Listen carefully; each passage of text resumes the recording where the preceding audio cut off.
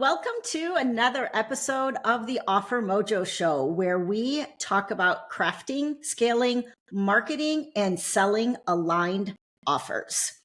Today, I have a very special guest with us. Her name is Valeria, and met Valeria through a women's networking group, and we scheduled a coffee chat as a result of that. And got to talking to Valeria. To me, I started off thinking, okay, Valeria, she's a brand strategist. That's great.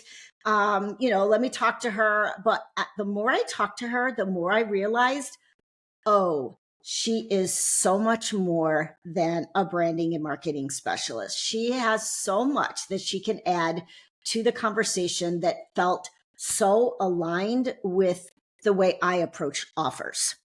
And so what we're going to be talking about today is branding and marketing ourselves, our offers, but from a very internal standpoint, from like, what are the things that come up for us emotionally, spiritually, mentally, when we start marketing ourselves, crafting offers, doing all the things. It is an inside job.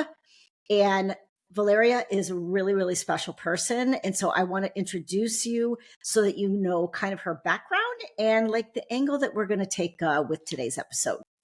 So Valeria Basso combines branding, coaching, hypnotherapy, and quantum human design to help female solopreneurs trust themselves, own their value, and find their way to business success. That's what I really love. Her clients have a big vision, but are uncomfortable with how they have been told they should market themselves and are set back by insecurities and thoughts of not being good enough. They are in a constant tug of war between their intuition and their logical mind.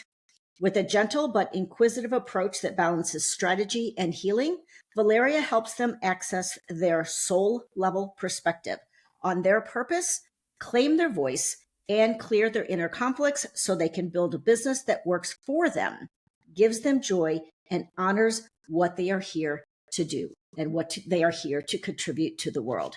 So welcome so much, Valeria, for being on the show. Oh my gosh, I could just like start going off like on a tangent like right now because it just so speaks to me.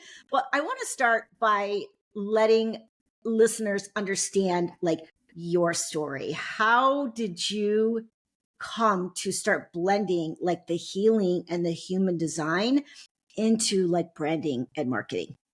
Yeah. So, well, my background is I have been in marketing for over 20 years. That's the Okay. career that I took straight out of college, thinking that it was the thing for me.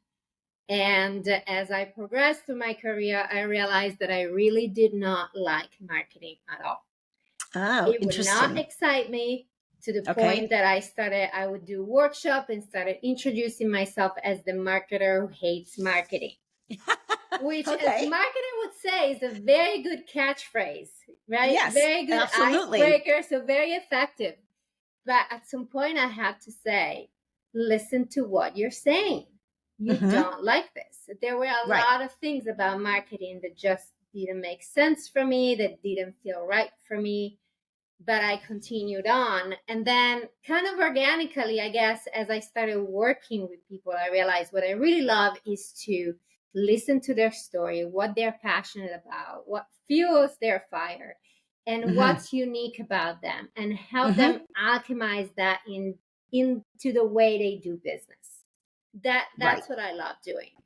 And then I had clients tell me, I was helping them, especially with their branding strategy, and they would always tell me, oh, this was so not what I expected, but it was much Okay. more. Or they would call me like a brand therapist. Oh, And interesting. I didn't even know that I was doing it, but I guess my approach organically was more like, okay, yes, we're creating your brand, but I always thought as you create your brand, you heal because you it's a process of coming into your own. And so Mm-hmm. the stuff that is blocking you is going to come up. And if we don't confront it, it doesn't matter what we do on the strategy side, Exactly. it's not going to work. right? Right. You're not going to implement it.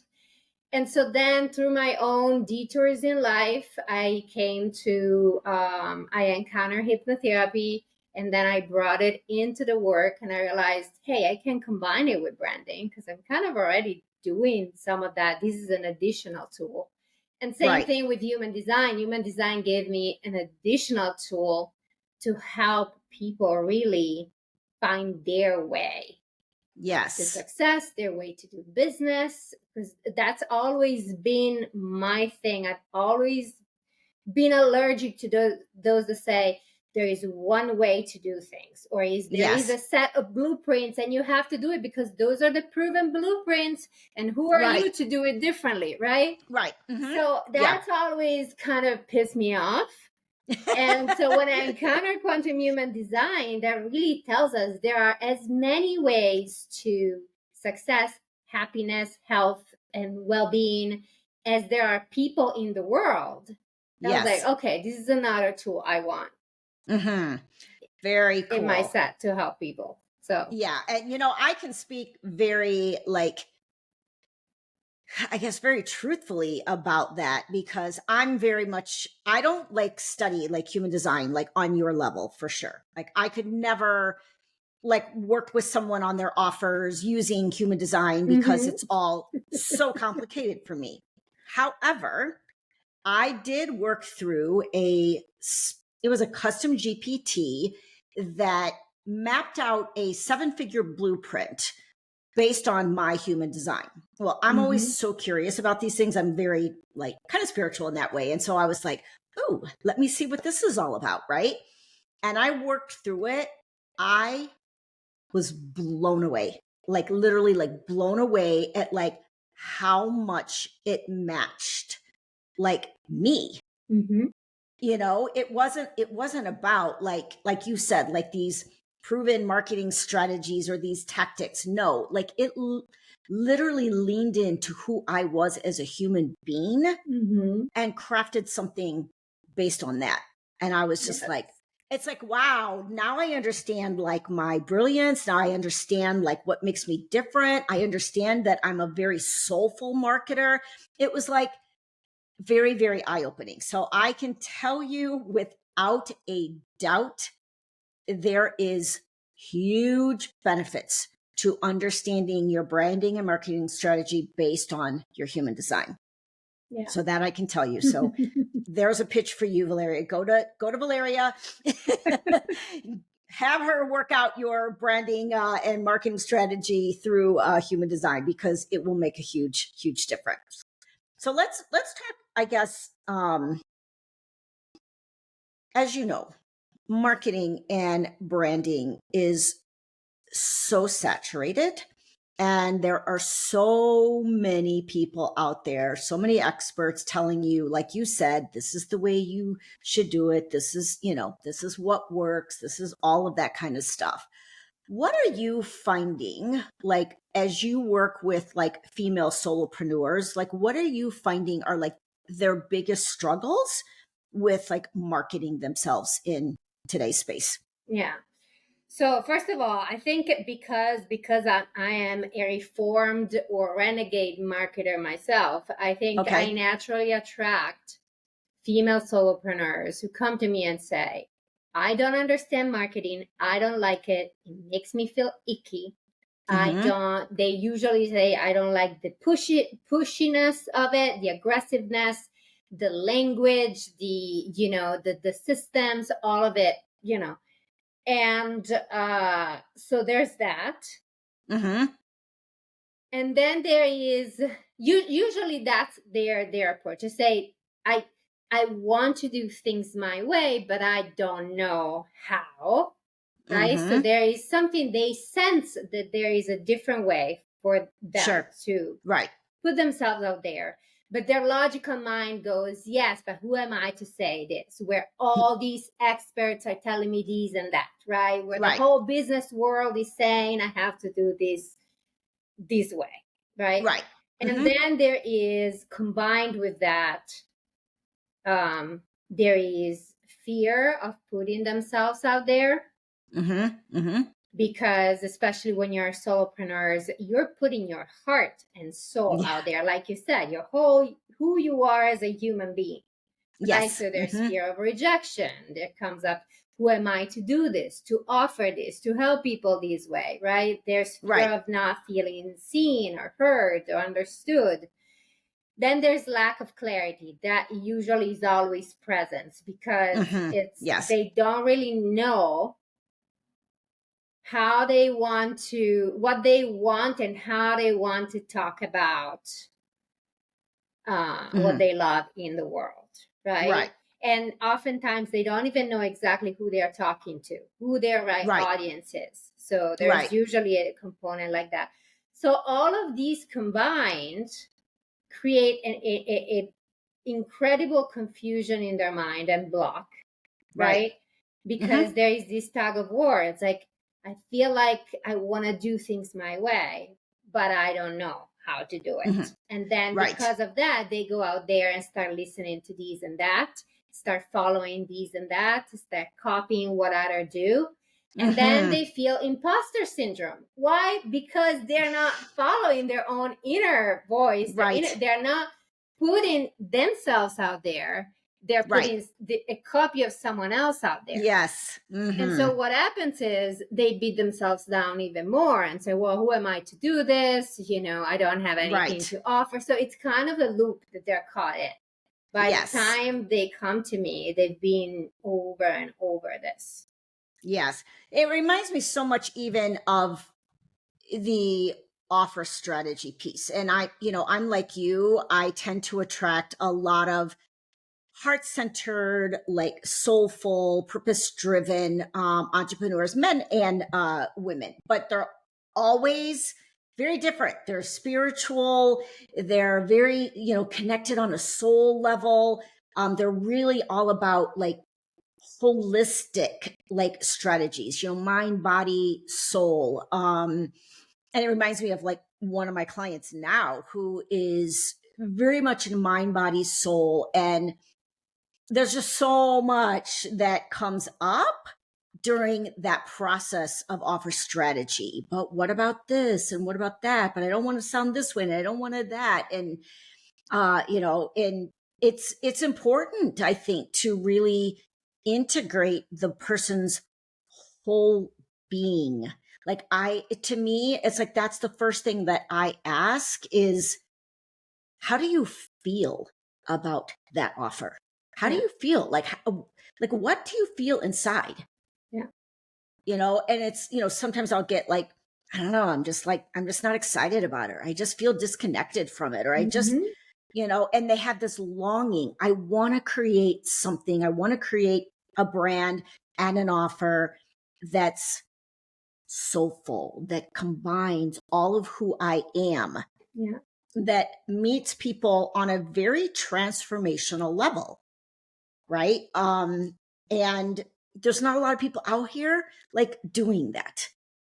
Yeah. So it makes sense that we're both kind of like attracting like those same kinds of people. One of the questions, there's also another piece that's not talked about often. Okay. And human design tells us this.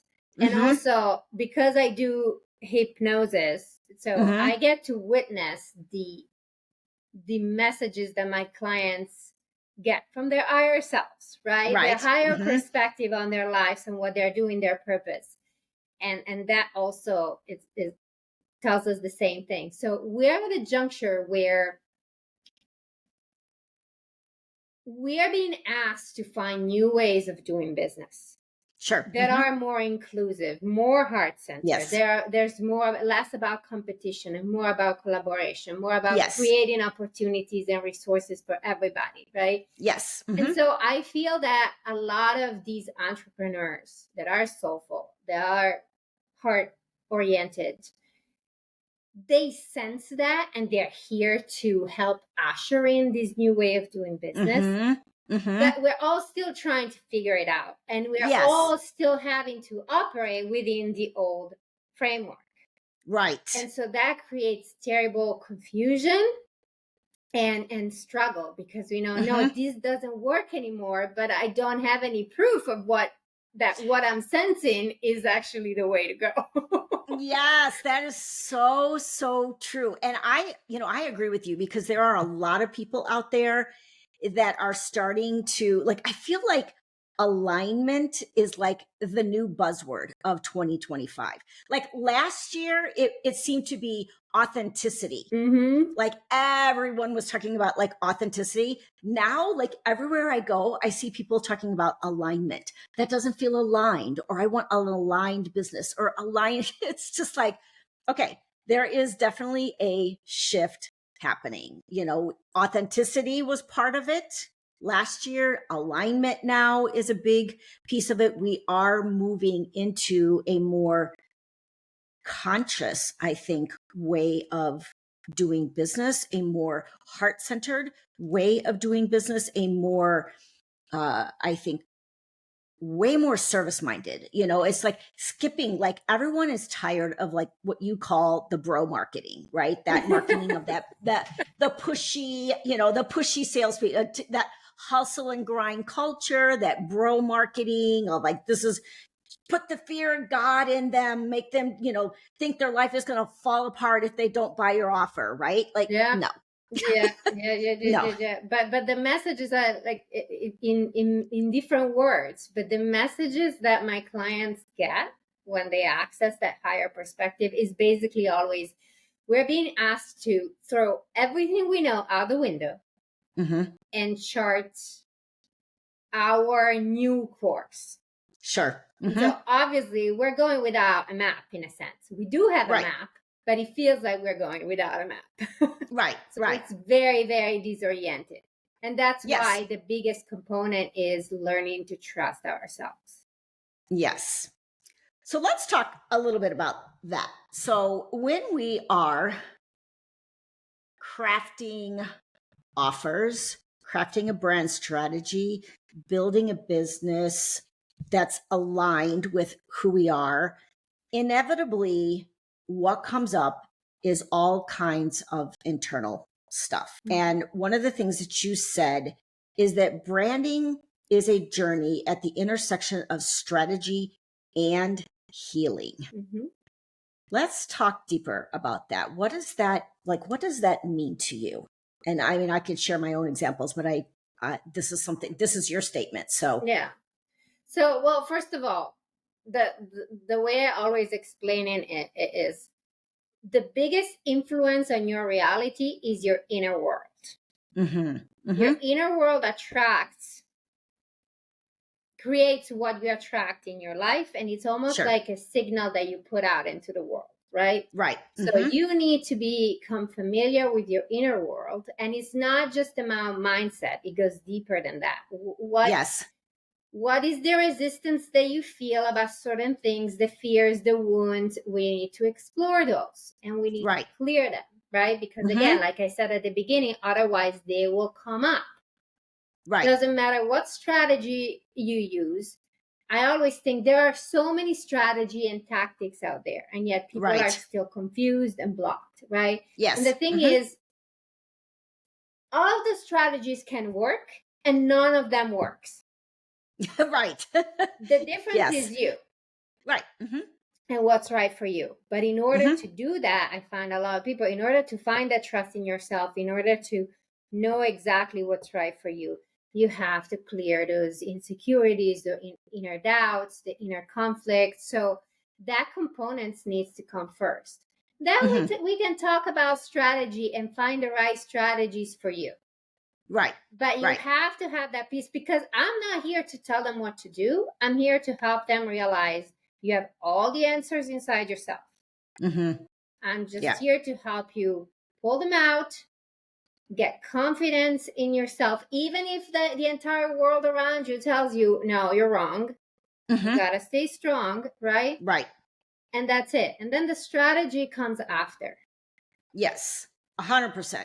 I can just speak very honestly about this. I would say two-ish, a little bit 2 years ago, my intuition was whispering to me and I was ignoring it. I mean, it kept saying to me, Lori, you need to specialize. You need to specialize. You need to specialize. Well, I didn't know exactly like what that meant.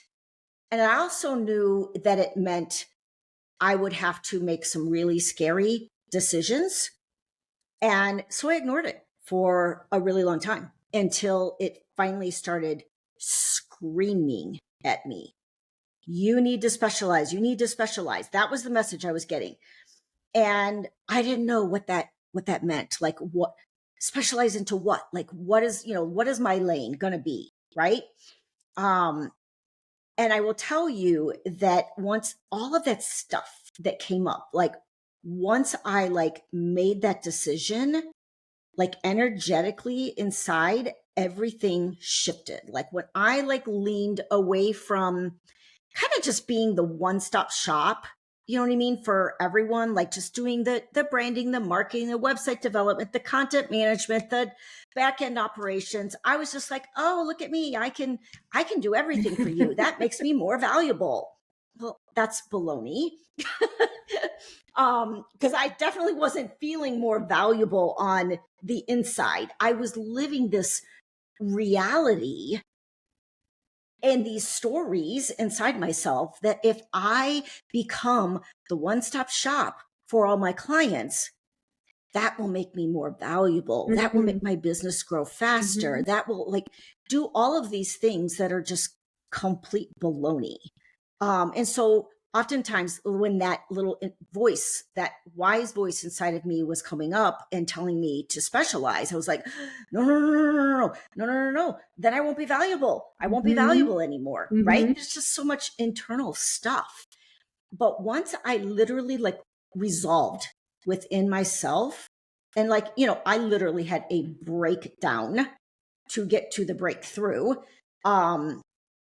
Like energetically, everything shifted for me. Once I specialized into offer strategy, the world opened up. It was absolutely amazing. Like I literally had like 6 speaking engagements, like in 4 weeks from people I had never even heard of.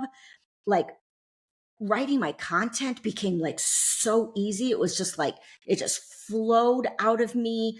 Like prospects started showing up, like, asking questions about struggling with their offers. I'm like, where is all this coming from? And it came from like that energetic shift inside me. But I will tell you this, that it was like when I made that shift, I knew for you to have the growth and the happiness and the fulfillment that you want in your business, you've got to go back into the old stories. Like I've been on a personal growth journey since I was 21. I can't tell you how many therapists I've had in my life, right? So it's not like personal growth is like new to me, but I knew I needed to go even deeper, like just even deeper into like parts of me that I was just trying to ignore. Yeah. That inevitably, because I knew my intuition again was saying something's blocking you internally. Yeah. Your success is being blocked by you, Lori. Yeah. Not by your strategies, because you know all the darn marketing strategies under the book. Like I've been in this space for years. And so that's when I knew it's you, Lori. It's you. You're the one that needs to change. Yeah. And it's funny that you told that story, because for me, it's the opposite. So I thought, because I had the background in marketing, right? I always thought, okay, I need to pick a lane. I've always had a gazillion interests. Mm-hmm. And as I was learning new methodologies, new things, I was like, I want to do this and this and this and that, right? But I thought, well, I need to pick a lane and stick with it. I need to be one thing, right? Because they tell you got to be known for that one thing, right? Mm-hmm.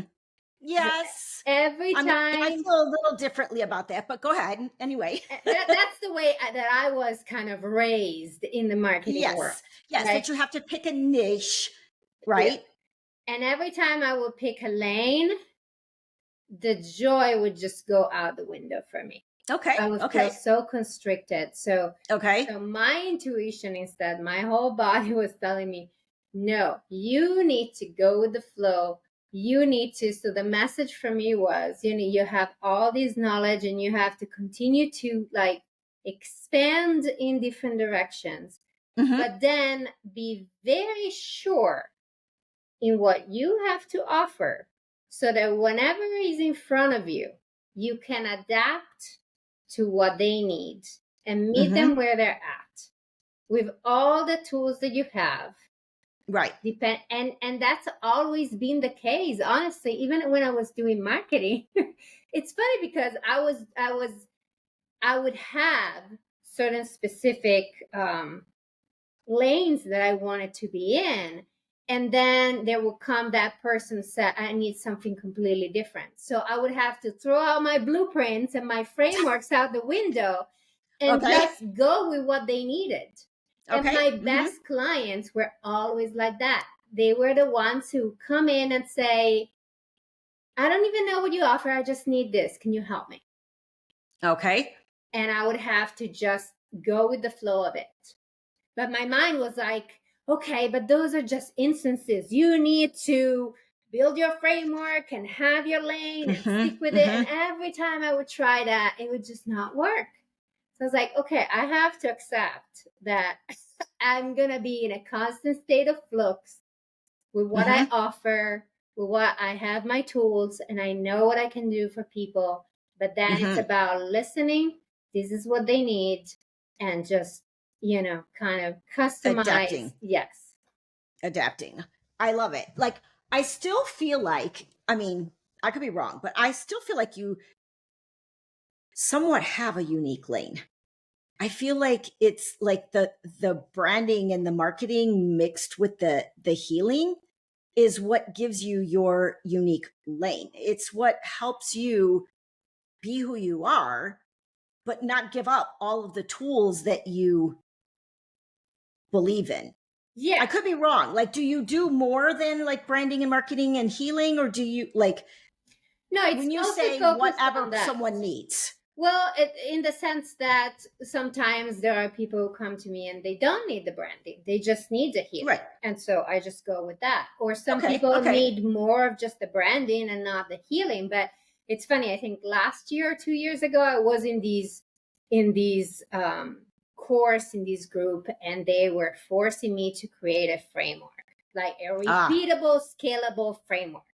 And so I spent hours creating these frameworks. And then every time the right clients come in, I was like, throw the framework out the window. Like everybody says, you need to have that and you need to be known for that. And it's like, my framework is so loose. I don't even, I shouldn't even mention that it's a framework. It's more like I have these different tools.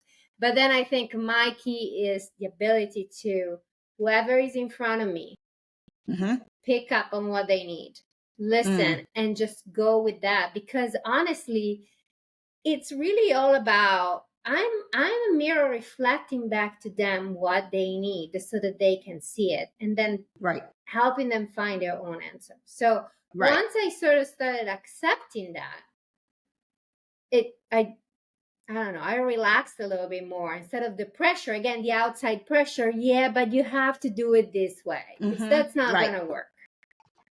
Yeah. So you like, so for you, like niching into a lane, into a specific audience, or into like a specific specialty, to you, it's like, no, not going to work for me. Let's talk about, here's the thing. There's a lot of multi-passionate entrepreneurs out there that feel the same way, that feel very restricted by a niche. What do you tell them when it comes to, when Marketing 101, says like to find a niche so that you know who you're talking to, so your messaging is clear, so blah, blah, blah, right? What do you tell them is the alternative to niching and still growing your business? So first of all, yes, there are more and more people like that, and I don't know if I attract them or Probably because just you it's are, right? becoming more like that. First of all, to me, it's like, okay, if you have different passions, different interests, different talents, they're there for a reason.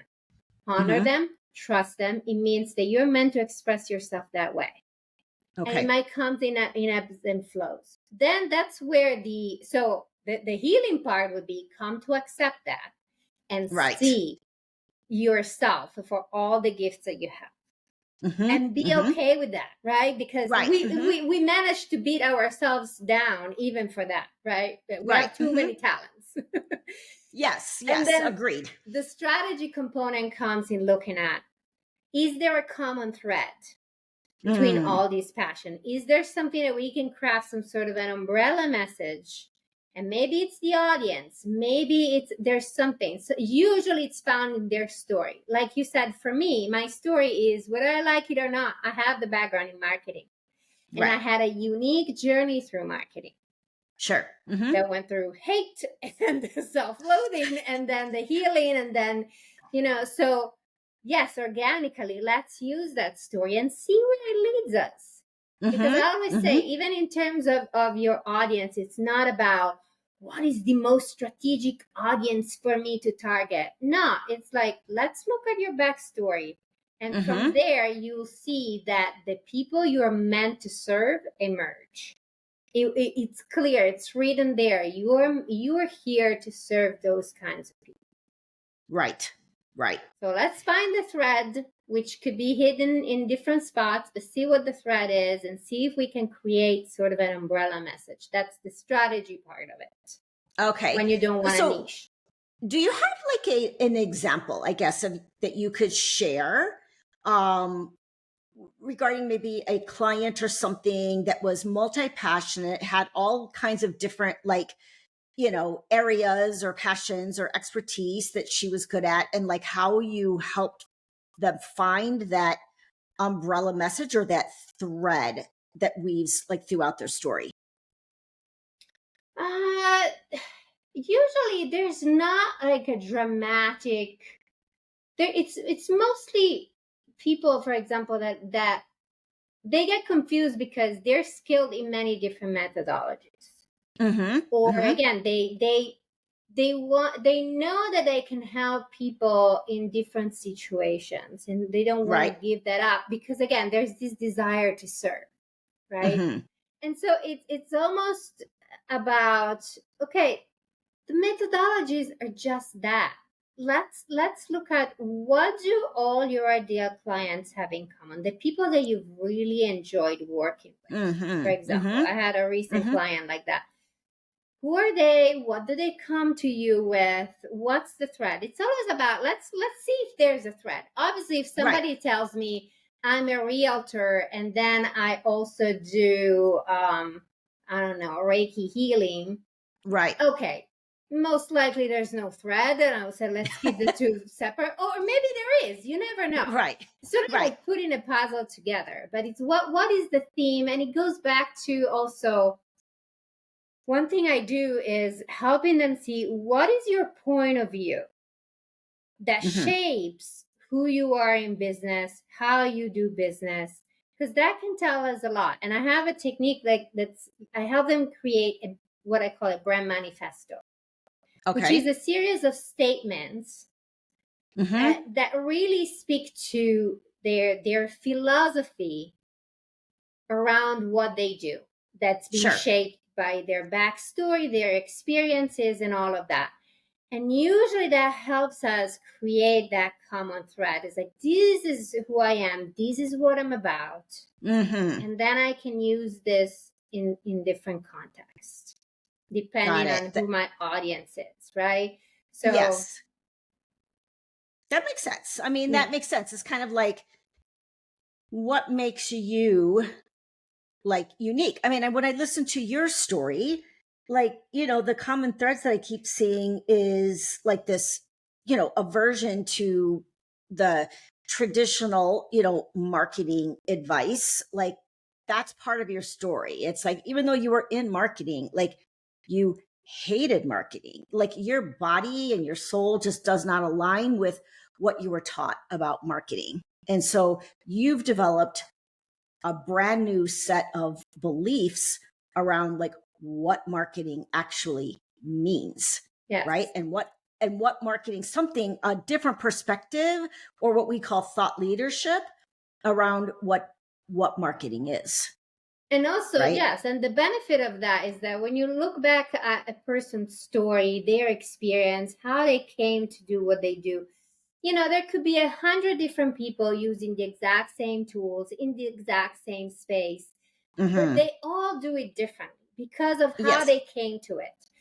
Once you learn to really leverage that, then you cannot have imposter syndrome because it's you. It's like your story. It's like that's and also there's a component. Some people still don't trust it, but then that's when the hypnosis, for example, come into place where they see there's a whole beautiful design at play in your life to lead you where you are now with your set of experiences, pains, and gifts so that you can help others, right?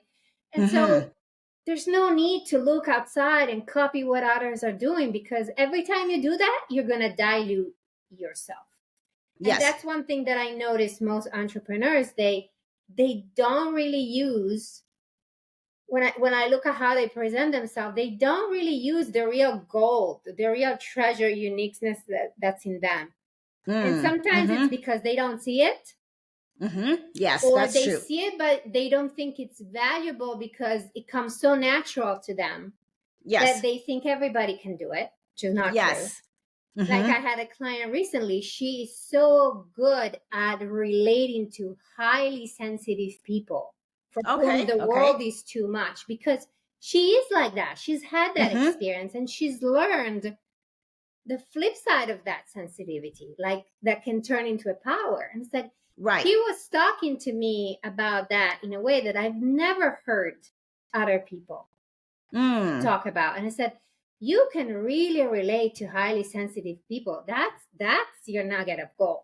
Yes. Because of your lived experience. So let's see how to use it if it feels right for you. And then at some point she said, yes, but I don't want to push it too far, because when I work with some very, very highly sensitive people, she gave me a list of their kind of attributes, and she said they're fine, but then for her it becomes very draining. So I said, okay, then let's find the middle road, right? So that we can still use what's so unique about you, but creating a way forward that doesn't drain you, because that's also important, right? So that's 100%. The way that we work. Like it's like putting a puzzle together.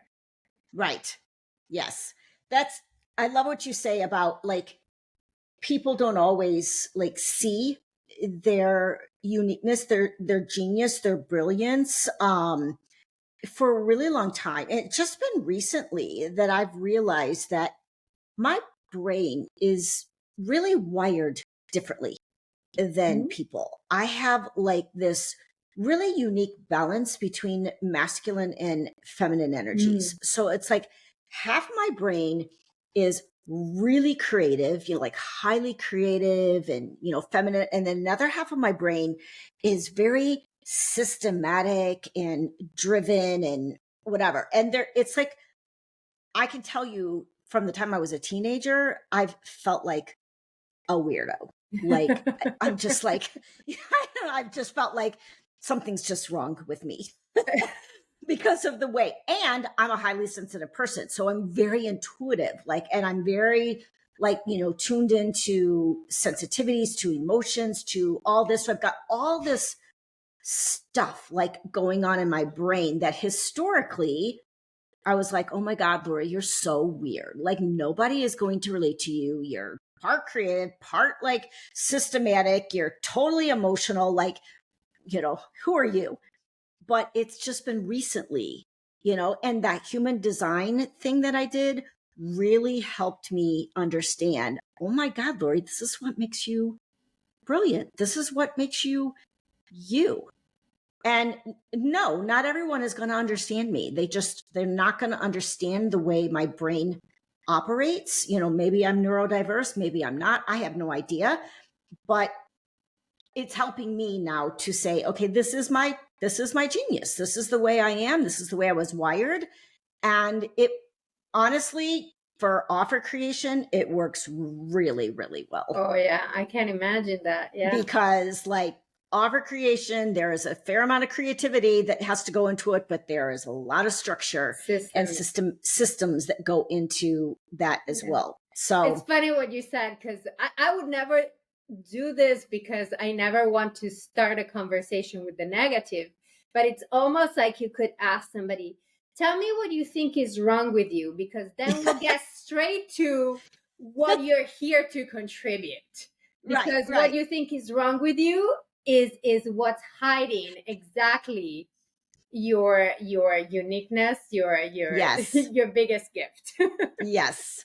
That is what that's one of the things that I say when I talk about like your content and your messaging. I'm always saying, let your freak flag like fly. like you know what I mean? It's just like be yourself. But what we talked about in the beginning, which is this healing piece, right? And the stuff that comes up. Let's talk about, I guess, a little bit about like when we start to think about like sharing our thought leadership, that unique edge that we have, that really truly letting our personality like come out and show people who we are, being able to talk openly about our beliefs. What's the stuff that like comes up as a result of that you see? The stuff that comes up is, no, that's, I can't do that. I will be seen as a weirdo, or I will be rejected. I won't be understood, or who am I to talk about this, and all that stuff. And and what I learned through, doing the healing part of the work is always, whatever comes up, it's there just because we need to notice that's not who we are. Those fears, those doubts are not who we are. They're just there because there's something that we need to clear. Let's clear it. Right. So it's a beautiful mechanism that alerts us to, okay, this is what we need to clear out of the way in order to keep moving forward. Yes, absolutely. Yeah. And there's so much stuff, like I've done so much work on that this year, but I think one of the things that you said that I really, really liked is when you really discover who you are and what makes you unique, and you accept that like wholeheartedly, there's not like that imposter syndrome, like just like goes away.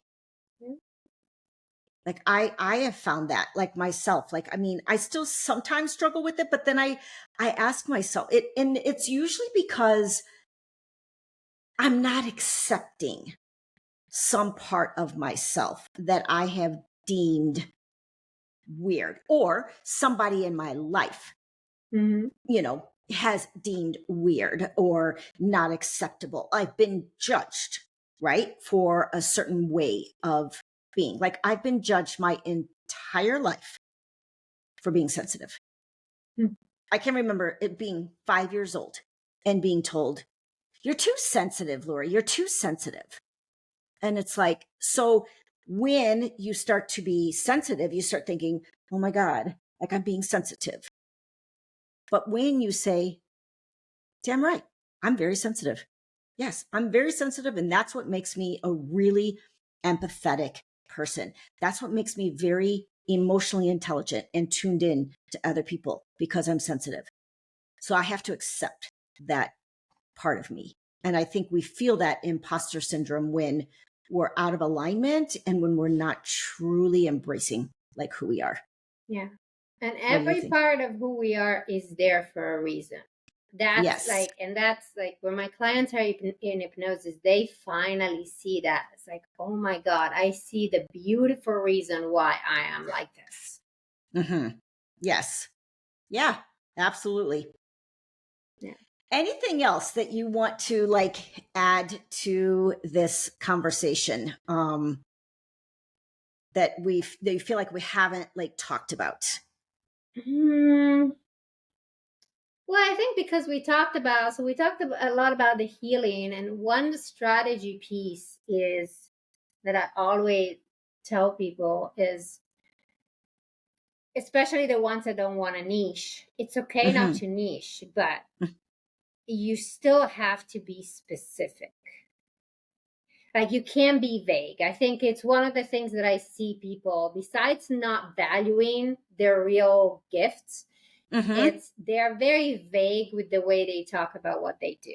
And it's so easy also to fall in the trap of using the buzzwords, right? So when everybody was talking about being authentic, I did not want to hear that. And that's one of the beef that I have with AI, is because AI feeds on the buzzwords, right? You give it, like I used it for a week, and you have no idea how many times damn AI started something with the word unlock. Unlock.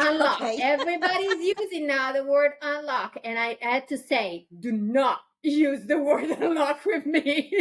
Right, exactly. There are some, and these happens also when we look outside too much. Then subconsciously we start talking like everybody else.